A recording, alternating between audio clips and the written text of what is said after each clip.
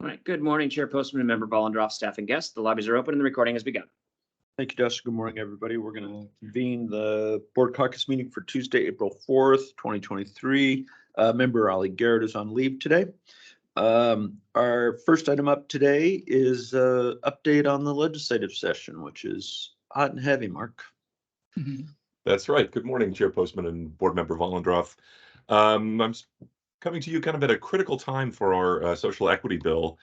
And that kind of, I think, highlights an odd process note here where I think there's a lot to say, but in such a public forum, I don't know how much we, even want to say. But I will just say that the bill has seen a number of potential amendments going back to late last week and then over the weekend. As you know, we've enlisted your help to try to beat those back, as it were, and it is on the exec calendar for this morning in House of Propes. It is 40th on the agenda, so we'll know maybe in a few hours what the final outcome is. But I'm very happy to see it on the agenda, with the thought that we'll get something out and then prepare for what might be kind of a big fight on the floor between those who, don't want to see these new licenses come out and those that do. In maybe happier news, the THC bill 5367 passed unanimously out of House of Propes a couple days ago. So that one seems to be in good shape. And now the focus is just going to be on the social equity bill for the next few days. So social equity, right? It's 40 of 41 bills, I think, or something on there. That's right. So long day. Yeah, I mean, I think it's worth saying that there are serious efforts to gut the bill, and we're working to keep it whole. And I think you summed it up exactly right, Mark, which is this is about whether people want to put licenses in the hands of social equity applicants or not. And it gets clouded and people are trying to make it about other things, but that's what it's about. And we really need this bill to take the next step on social equity after our own program. So I'm hopeful. It's disappointing to hear some of the arguments that are being made, but I think we'll prevail. I just want to say for the record, that the board issued a letter to the members of the House Appropriations Committee yesterday to kind of cut through that mess that David's alluding to here, of just trying to focus on what the bill does, why it's important, and to try to avoid the distractions of these other issues that are kind of clouding the waters a little bit. Yeah. I thought that letter was really good. And let us know, Mark, if there's more that we can do. I think reaching out individually, happy to do whatever we can to continue to see this move forward. Thank you. Yeah. What about subpoena? Where's that? Subpoena is still in rules. So it was amended pretty dramatically from the version that had passed out of the Senate. So it's in rules. I think we've got some thinking to do about what the best path forward is on that one as well. I know our Enforcement Education Division is not really happy with where it is. We've heard from our AAGs that there may be some concerns with some of that new language. So definitely some work to be done on that bill, with time ticking here as we're in the last few weeks of session. Well, it's just so interesting. The one that we thought was the simplest. Right. And which was. Yeah. For the longest time. Yeah. Yeah. And our goal was to try to unify our authority across all our products. And now that I think the potential here is that it's going to be skewed in different ways between products, perhaps, and other existing authorities we have. And I think that's a question we will have is it worth it? And we went 8 years of regulating cannabis without it. So if we have to, we can continue to do it. It would have made it easier in a few cases. It's not a widely used tool, but in those few cases, it would have been nice. But yeah, it's always a surprise that way. Yeah. Okay. Anything else? You watch anything else? Not for me. heard anything else about confirmation of our two That's a other good members? question. I'll go do some digging into that Okay. today. I'll be up there and yeah, make sure that that's a priority for folks. Good. That's the other one Thank that you. surprised me, frankly. So yeah, let's see if, sure it was an oversight. So let's see if we can get the other two on the calendar. That would be great. Okay, great. Thanks, Mark. And as Jim said, let us know whatever we can do. Yep. Keep Thank up the you, good Mark. work. Good luck. All right, we're going to look at some rule petition reviews. And I'll turn it over to Kathy Hoffman. Good morning. Good morning, Chair Postman and Board Member Vollendroff. Jeff, if you would join me. We've got two rule petitions responses to go over with you this morning. Jeff will start with his and then I'll follow with mine. And then also want to have a brief conversation with the board about the issuance of the interpretive statement related to measuring cannabis plant canopy. And Director Wax will be joining me for that part of the conversation. Great. So I will go ahead and hand it over to you, Jeff, to share the response that you've prepared with the board. Okay, thank you, Kathy. Good morning, Chair Postman and Member Vollendroff. Next week at the April 12th board meeting, I will present the agency's response to a rulemaking petition received on February 23rd, 2023 from Rachel Scal of NGMA Group, requesting a new rule section to allow restaurants to have wine lockers so that restaurant patrons can keep their privately owned wine stored at the licensed restaurant premises. The idea behind offering wine lockers for long-term wine storage is that by allowing patrons to buy or rent locker space from the restaurant licensee, wine lockers make it possible for wine owned by patrons to be held at the premises for future consumption for a meal. As background, the petitioner previously expressed to the agency his plans to install private wine lockers in two of his new restaurants. Agency staff were not immediately familiar with a wine locker service in Washington and explored the issue further. The petitioner offered that there are several restaurants in Washington that already offer such a service and that he wants to have this service at his two new restaurants. So in reviewing this petition request, RCW 6624-320 and 6624-400 subsection 2, neither of these clearly allow a restaurant licensee to offer a wine locker service, nor do they directly prohibit a restaurant licensee from offering a wine locker service. Additionally, neither of these two statutes specifically restrict the period of time that wine may be held on the restaurant licensee's premises before it is consumed or removed. Since the controlling statutes do not prohibit wine storage lockers, the board could consider creating a new endorsement for wine lockers or a rule only that sets forth what current licensees are allowed to do without creating the new endorsement.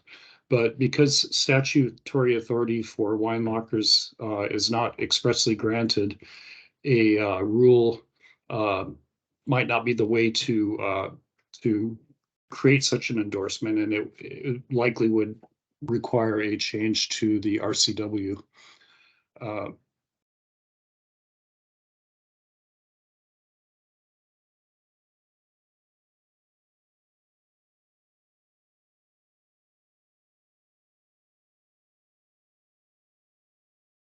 So as a contrast to the permitted activities of restaurant licensees, retail off-premises licensees that sell wine, such as grocery stores, are permitted to sell wine under RCW 6624-630 for off-premises consumption only, with a few minor exceptions.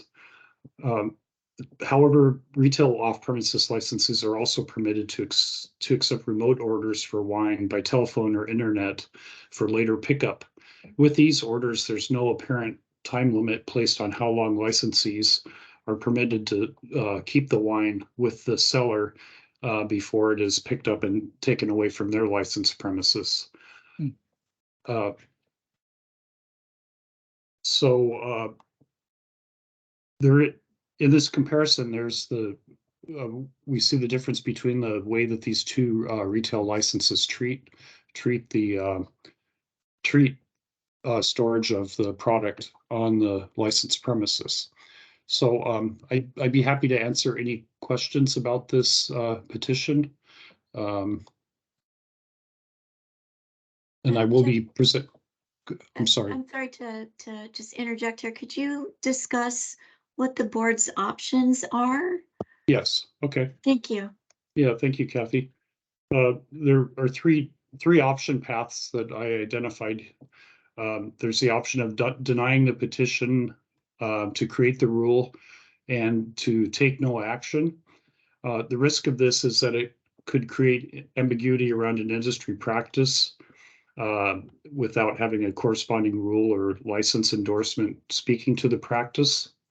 A benefit to denying the rule could be consistency with current practices, since there are no authorized wine lockers currently in Washington.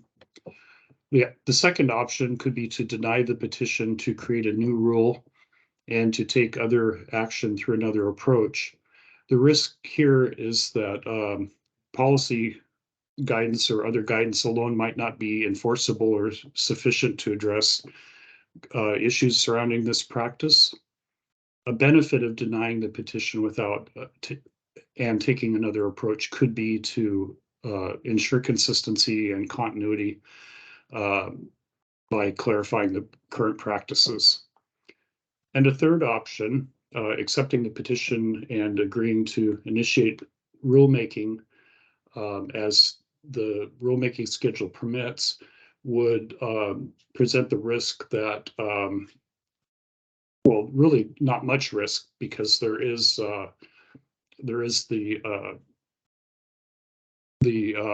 ability of the LCB to look into rulemaking without having to come forward with proposed rules if the rules aren't found to be necessary. A benefit of the third option to accept the petition is that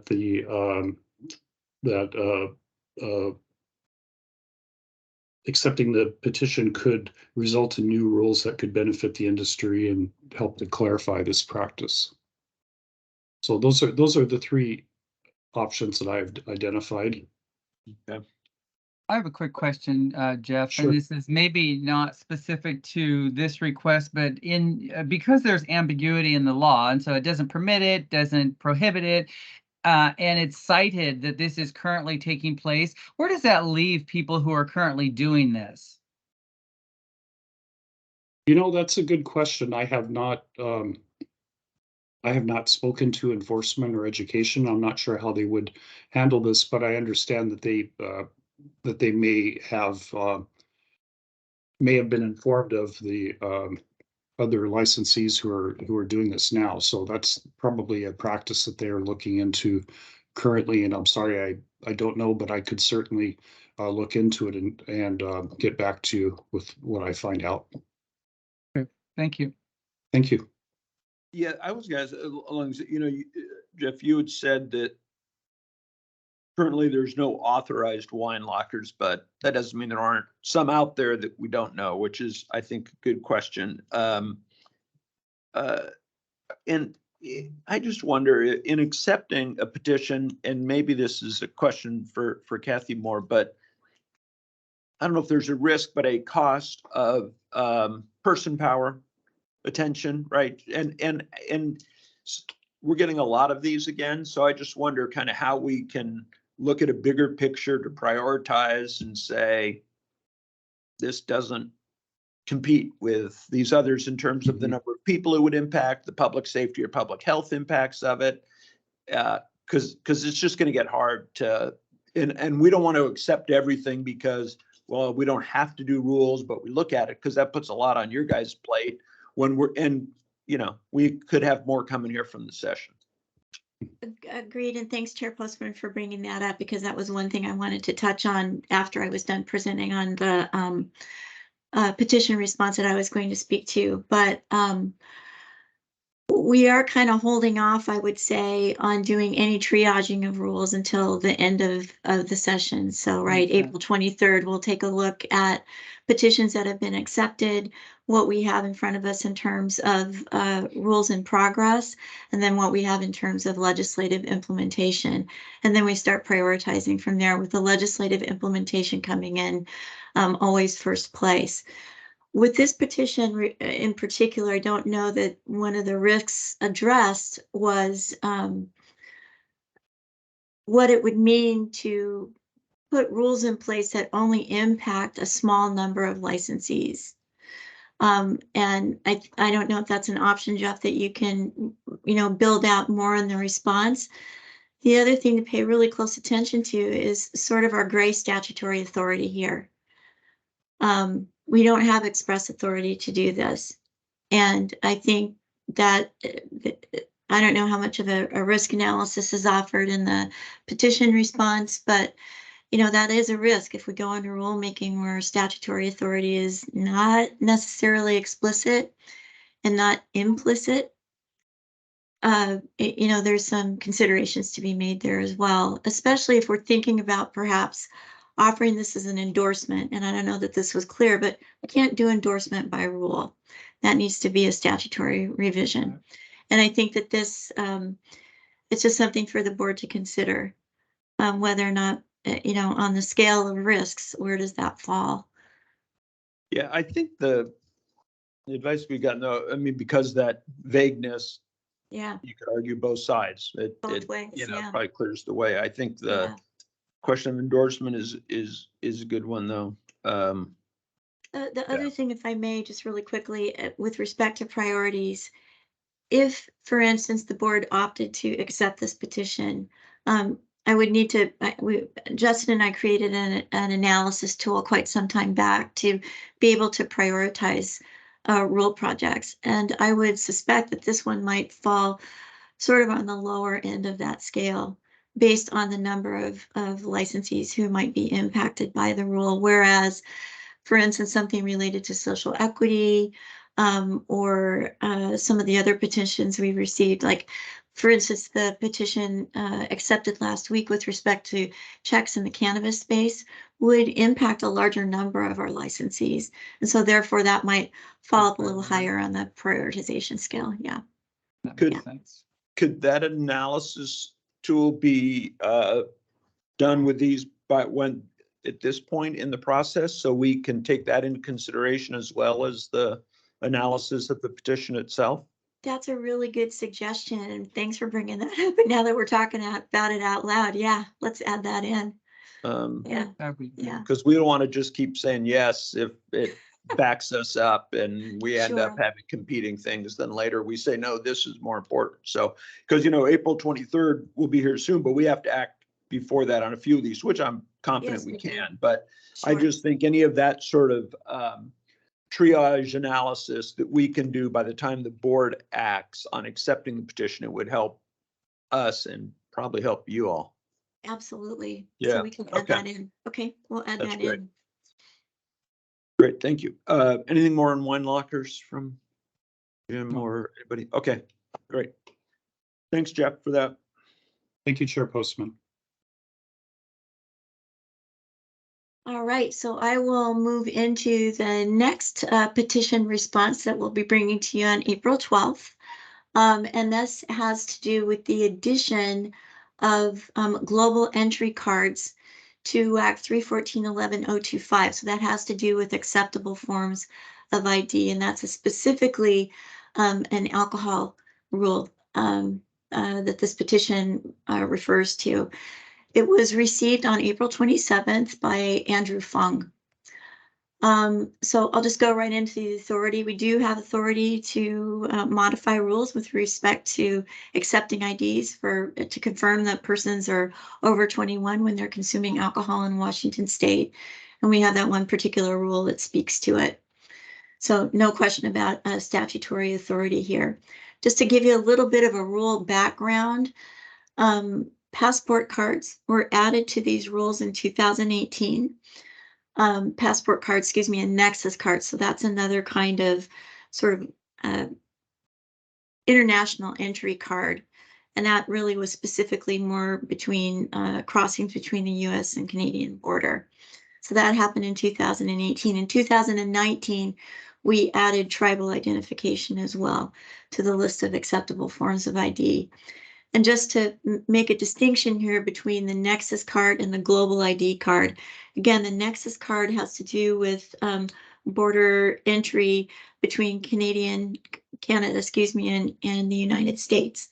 Excuse me, global entry is administered by Customs Border Patrol, just like the Nexus card is, but it's an international card. And one of the reasons I don't think it was added to the rules in 2018 is because it was limited to just acceptance at a couple of United States airports when it was originally sort of, when it came into being, right? So over time, the acceptance at more airports has become more prevalent. So we see more people applying for and being approved. But there's only a certain number of countries that have access to and can apply for that card. But they have very similar characteristics. They almost look exactly alike. So with respect to divisional impacts, licensing let us know that the impact would really be on the masked training and just making sure that folks, mass 12s and 13s, had, you know, a picture of this ID so they knew what to look for. Same for enforcement and education, not a lot of impact to that division, although there was concern about fraud, as there is with any sort of ID that we rely on for confirming that a person's 21 or over. Nothing for finance or IT.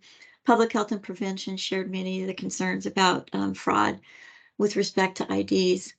There were no interagency impacts at all.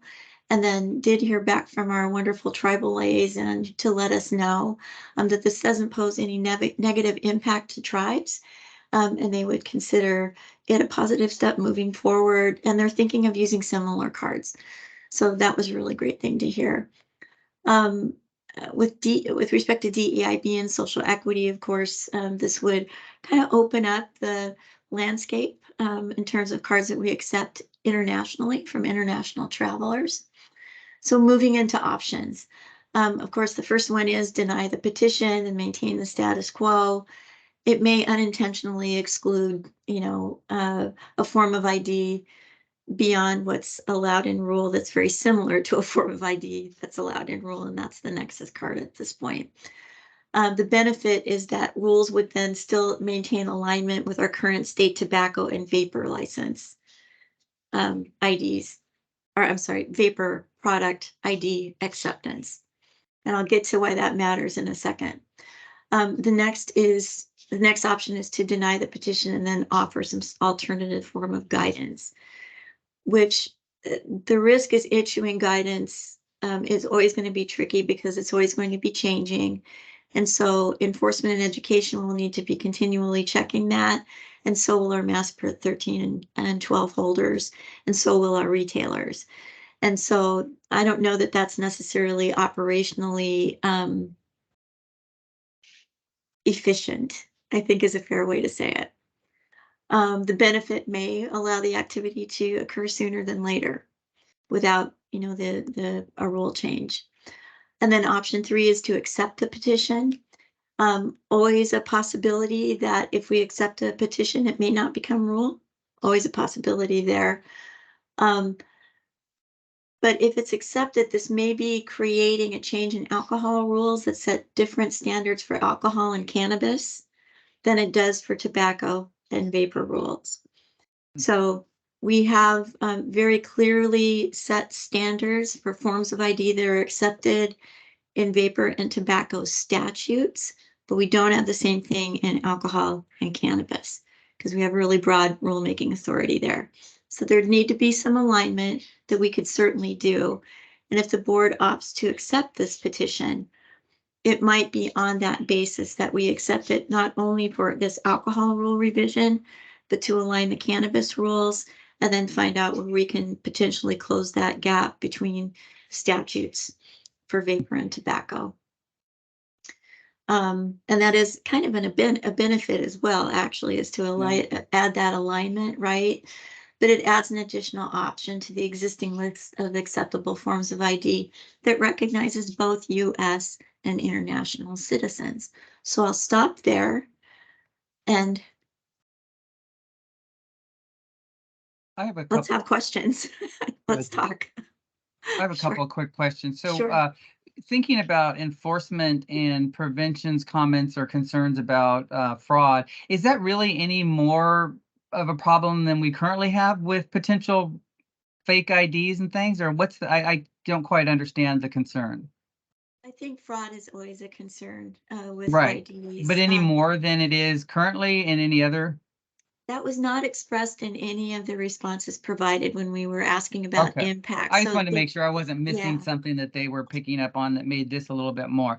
Also a question about, so thinking back why global entry wasn't included back in 2018 or whenever it was, got me to thinking about other forms of potential things on the horizon. And I was thinking about states that now have digital forms of ID. And one, I had a question about, do we accept digital forms of ID right now? And or is that on the horizon here in Washington State? And should we be thinking about that now?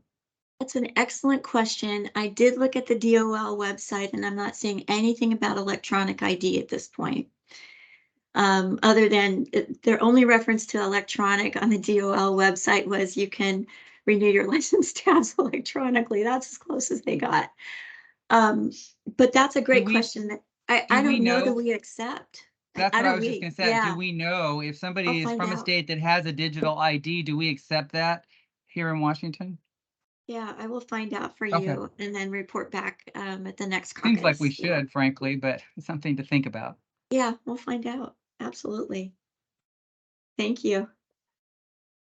What, Kathy, I was trying to find your memo and I just couldn't on my computer at this moment. Was the petitioner a licensee or just a member of the public? He did not indicate whether he was a licensee or not. I do believe he was a member of the public. He did expressly say he was not an attorney. Okay. That much we know. But All right. yeah, he did not indicate that he was a licensee. I think. Yeah. Yeah. Interesting. Yeah. Yeah. Okay. Okay, great. I don't have any questions. All right. Okay. Thank you very much. Thank All you. right. So, absolutely. My pleasure. Thanks for the great discussion. I'd like to invite Chandra to join, or I'm sorry, Director Brady to join. I They're know both we're here, both Chandra and Director Brady, both of them. as Yay. well as Lieutenant Knowles. And If you guys Director want, you guys Wonderful. can just come and sit at the table if you want. Oh my I'll be gosh. the- Do you want to? So Director Brady is there in Okay. person, huh? Oh, fantastic. All right, hi. Great to see you. So I want to touch briefly this morning on the interpretive statement related to measuring plant canopy. We are going to be releasing that this Friday. I will file it with the code revisor. And I just wanted to walk through the components of the interpretive statement with you very briefly. And then Director Brady and I, Chandra, would like to be available to answer any questions, if any, that arise. So this interpretive statement is constructed exactly like the rest of our interpretive statements, with a couple of little differences. We do provide a summary of what our interpretive statement provides, and that is just saying cannabis plant canopy is the square footage dedicated to live plant production, essentially a restatement of the rule, of the definition and rule as it stands. Speaks to plant propagation on multiple levels. So really this is sort of a recap of what the board and I discussed a couple weeks ago when we were discussing recommendation and next steps forward. There is a very brief background section to the interpretive statement. Again, sort of a recap of what we discussed in caucus several weeks back. Our statutory authority, and then our relevant regulation, as we know that's just two, the definition of plant canopy, and then the tiers as described in 314-55-075. So the departure of our interpretive statement from our prior interpretive statements is that the analysis breaks down each piece of the definition of canopy and thoroughly analyzes it. So there's no question about how we arrived where we did with our final conclusion on this interpretive statement and how we interpret the definition and the rule itself. And so won't break this down for you at this point, but we discuss square footage in some depth, dedicated to live plant production. That's the next section of the definition. We talk about such as maintaining mother plants, what that means. And then we talk about what plant canopy does not include. That's another part of the definition, but we analyze that in the interpretive statement as well. And then the next section goes into 314.55.075 that describes measuring plant canopy and how we do that. And then the final section is the conclusion that basically is the summary of the interpretive statement. We do provide an appendix with this interpretive statement that talks about the rule changes that have been made since the inception of this rule in 2014. And you can see that these rules have largely not changed since 2014. And that's specifically 075. The only substantive change I would say that's been made to that rule section was the expansion of Tier 1 canopy. And that was, I think, Chair Postman, that might have been one of the first rule packages that you approved. So that was the expansion from 2,000 to 4,000 square feet in the tier system. And then there's also an Appendix B that speaks to what other states have done in largely mirroring the language that we are currently interpreting at this time. And states that have adopted that more recently in legislation and been very specific about and I'll just read from Massachusetts. In their definition of mature plant canopy, they say that canopy must include all of the area within the boundaries, and that includes the space between plants. So I will stop there. With respect to the interpretive statement itself, we will be releasing it on Friday. There is coordinated messaging that will go out as soon as that document has been filed with the code revisor. And I will stop talking and hand it over to Director Brady if there's anything you wish to add or I've forgotten, please. Thank you, Kathy. The policy team and enforcement worked very collaboratively and closely on this process and included input from stakeholders. And as you know, enforcement developed a protocol last year and then moved forward through that. What we've done is just a really deliberate deep dive into what other options might be and what the interpretation of rule and law is, and found that we're going to move forward with that protocol after release of the interpretive statement. And we have a newly formed education program within the enforcement unit. So we will be utilizing that team in partnership with our enforcement team to do lots of education again and go out there and communicate more about the protocol and then move forward and deliberately, consistently enforcing the protocol. Talk to me a little more about what that educational, because I think we're starting a little bit in the hole only because we didn't start and stop last year and all this. And so what I was thinking about was what you all did with when we started CCRS. I mean, there was this very long process actually about trying to make sure people were doing it and moving them along. And we sort of had thought that out. Have you thought this out? Like, how much time are we talking about? How much work is this going to be to get people to understand what it is, that it is going to be enforced consistently across the board?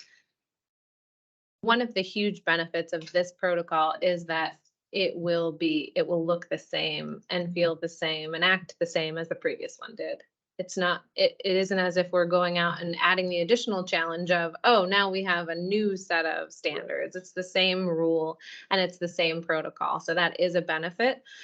I can't sit here and present to you the education plan. However, I know that our goal is to get out there with our compliance consultants and with our officers and just hit hard the education component. And as you know, as our philosophy is, to walk alongside our licensees toward compliance. That will be our goal, is to help people that are showing a desire to get to compliance, get there. So Right.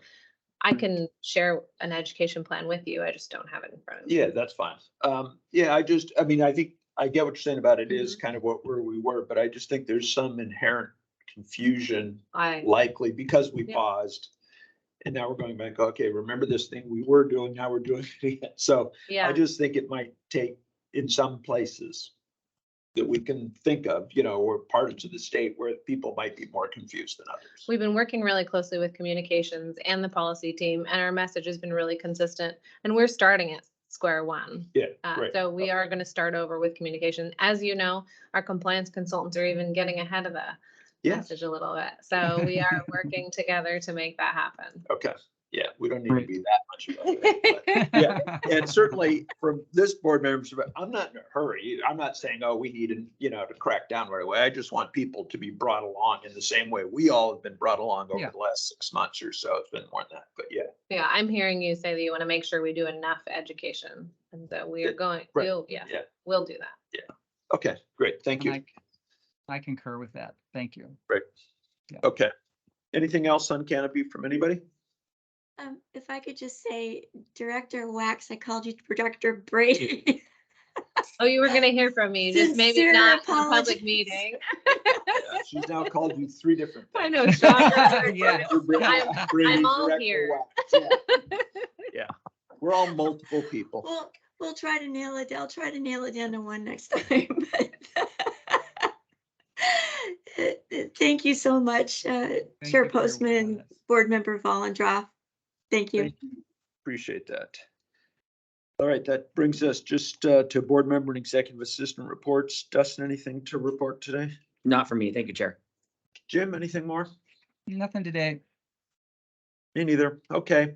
Thanks, everybody. And we will be back for a board meeting next Wednesday, right? Yes.